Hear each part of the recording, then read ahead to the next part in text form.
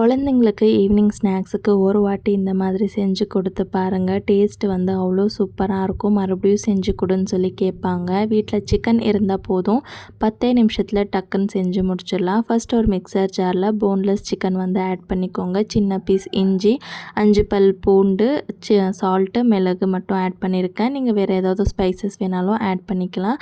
So இந்த அளவுக்கு நல்லா நைஸாக கிரைண்ட் பண்ணிவிட்டு ஒரு பவுலுக்கு ட்ரான்ஸ்ஃபர் பண்ணிவிட்டு பைண்டிங்காக 2 ஸ்பூன் அளவுக்கு கார்ன்ஃப்ளவர் மாவு வந்து ஆட் பண்ணியிருக்கேன். ஸோ அதுவுமே ஆட் பண்ணிவிட்டு நல்லா மிக்ஸ் பண்ணிவிட்டு குட்டி குட்டி பால்ஸாக எடுத்து நீங்கள் ஆயிலில் 2 சைடும் கோல்டன் ப்ரௌன் ஆகிற வரைக்கும் ஃப்ரை பண்ணி எடுத்திங்கன்னா டேஸ்டியான சிக்கன் பால்ஸ் வந்து ரெடி ஆகிடும். ஸோ உங்களுக்கு ஆயிலில் டீப் ஃப்ரை பண்ணால் பிடிக்கலன்னா இதிலே இன்னொரு முட்டை உடிச்சு ஊற்றிட்டு நீங்கள் பணியாரம் மாதிரியும் சுட்டு கொடுக்கலாம். அதுவுமே டேஸ்ட் வந்து அவ்வளோ சூப்பராக இருக்கும்.